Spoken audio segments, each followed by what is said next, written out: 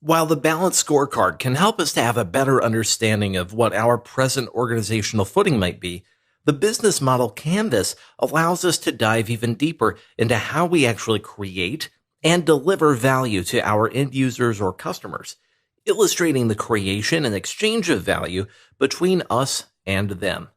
The business model canvas has a variety of different dimensions to it, and we're going to take a closer look at each of these, beginning with key partnerships.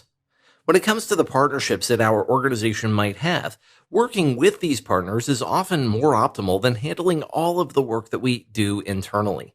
This is certainly true for most complex projects. It's rare to find large or complex products or services that don't involve any type of supplier relationships taking place. This allows the organization to retain its focus on the areas and types of work that it does best and allow others to help them in their work and in achieving these goals. Coordination with partners is key to many risk management strategies as well, helping to limit our liability by transferring it over to a different partner who very well may profit on our relationship, but in exchange for that also undertakes most of the risk that might be involved in fulfilling that component of our project work. Partners can often fill gaps in internal competency that are discovered as part of our capabilities analysis as well. There may be certain things that we just are not well suited to do. It's not just a matter of preference, but rather a matter of ability. And hiring the individuals and developing the internal knowledge necessary is simply not worth it compared to working with someone external to the organization. However, in other cases, organizations may indeed decide to acquire this talent or develop it out of their existing resources rather than simply contract out work. This can make sense in areas where contracting it out might be prohibitively expensive and where the organization might know it's planning to rely on those sorts of skills as part of its key objectives moving forward. Key activities come next. There are three different types of activities that we must undertake in order to deliver value to our end users or customers. The first of these are considered value additive. These are activities and work that's directly tied to features that customers greatly value. However, this is not the only kind of work that must be undertaken, even if it's the only type of work for which we might be compensated. There's also non-value add work, activities and work for which customers are not willing to pay, but that is essential to our ability to deliver that value additive sort of work to them. Third, there's also business non-value add, which is necessary work that may be regulatory or administrative in nature, for which customers are unwilling to pay, but for which we must shoulder the costs. This non-value add and business non-value add work are both things that we need to incorporate into our pricing, ensuring that the value add work that we provide to our customers is sufficiently valuable to cover the other expenses that are entailed.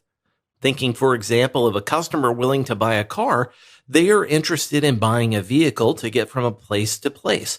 They're not interested in paying for the accounting staff's salary within our vehicle company. And they're not interested for paying for the research and development costs that went into it, only the actual product that ended up being manufactured.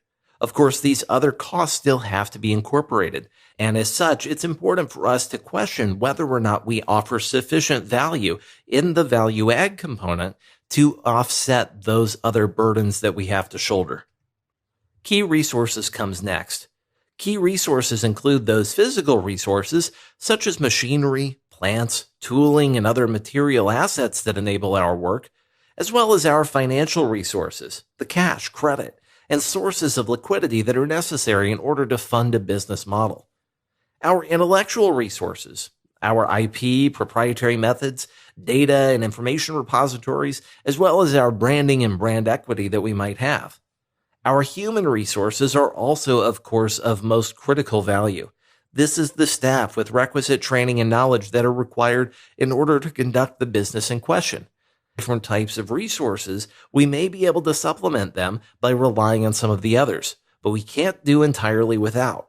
For example, if we presently lack the physical resources necessary to embark on a new product's development, we might be able to rely on our financial resources, if they are considerable enough, to help fill this gap, acquiring the plants or tooling or machinery necessary in order for us to accomplish this work. Similarly, we can seek to either develop our internal human resources or acquire new staff to help out on these projects, so long as we have the necessary other types of resources in place. Of course, we could have a very talented staff, plenty of money, and plenty of tooling, but if we don't know what we want to accomplish or we lack the intellectual property rights necessary, then that would also leave us in quite a pickle. Understanding the balance between these resources is one of the keys to aligning our business objectives with the reality of what we can accomplish. Value proposition comes next. Our value proposition illustrates the value that we can offer to customers and the compensation that that value merits. So we're not just looking at why something might be valuable to customers. We also need to, in return, understand how much that's actually worth. This could involve an individual service or product or a suite of related solutions that all tie in together. Think about many of the popular cloud platform services that exist today, some of the creative software or office productivity software platforms that exist. They don't sell simply the ability to make some edits to a picture or to create a document. Rather, the service provides access to tooling that fits a wide variety of needs, helping to enhance the value proposition and thereby increase the amount that customers might be willing to pay for this bundle of tools. A value proposition is similar in many respects to a business case, but it's framed from the perspective of the customer rather than the perspective of the business. We're not looking here at what our margin might be on the product, but rather what we need to provide for a customer to be willing to pay a certain amount. This, of course, ties into our customer relationships as well. Our relationship-related efforts may be focused on either acquiring new customers or ensuring that we keep existing customers within our fold. Here, our focus is on the external customers to the organization, not on those internal customers of change initiatives. That means that while there might be others in the organization who are impacted by the work that we undertake, we're mostly concerned about those customers who are actually going to hand us some sort of monetary remuneration for the work that we're undertaking. Our efforts range from either completely personalized in nature with one-on-one relationships with customers and even very collaborative approaches to the development of products, all the way to the almost entirely automated sort of email marketing and other types of customer relationship management that might be important and help to drive in some customers, but typically for a far lower amount of money and typically focused on a much wider potential audience of customers. Our various channels of interacting with customers come next.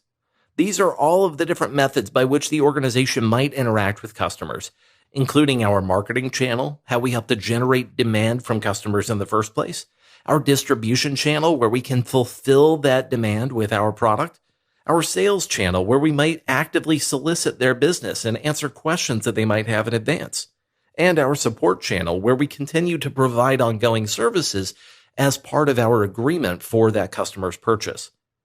These channels may be defined through an understanding of work processes and their various inputs and outputs, and as such, conducting other types of business analysis to understand where we might have some sort of interaction with customers can help us to determine exactly what customer-facing channels might exist in our organizational processes.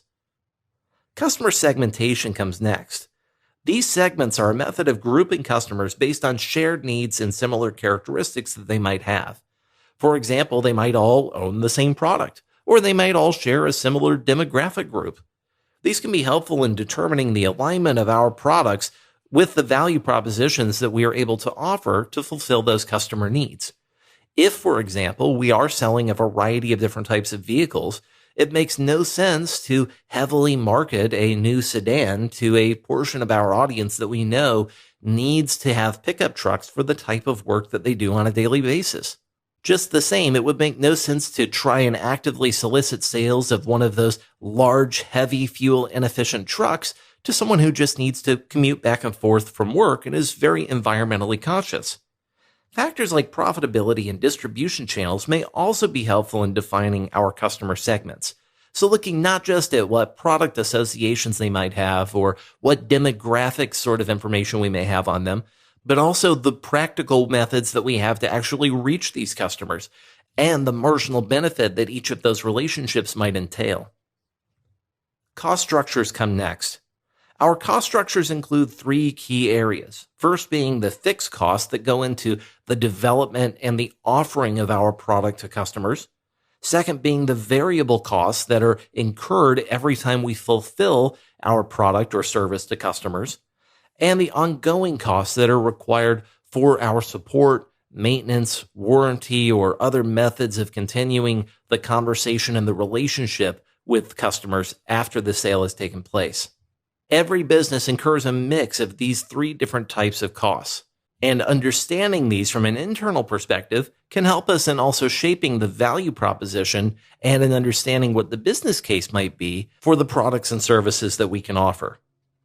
Finally, revenue streams are also something to consider within this framework.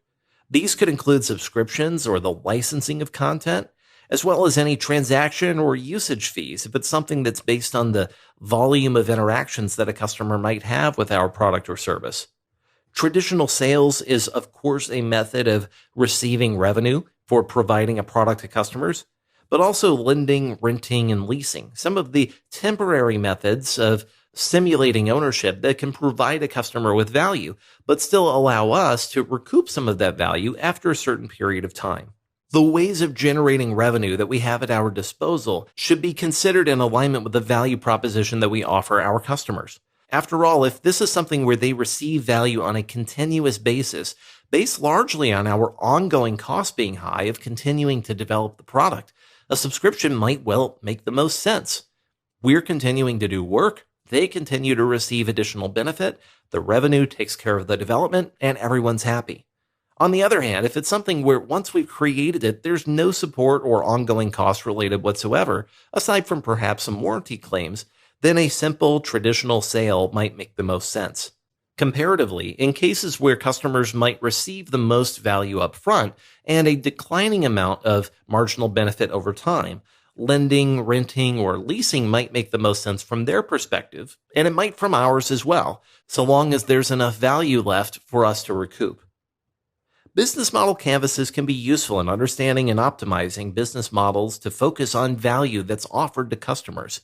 It can help us to understand our internal state of affairs and what drives us to create our products or services, but also what makes our customers tick.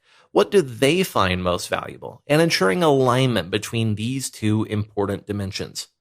However, business model canvases are not suited for capturing social, environmental, and other kinds of non-monetary value, and are mostly focused on our underlying business model. It also does not incorporate our strategic purpose.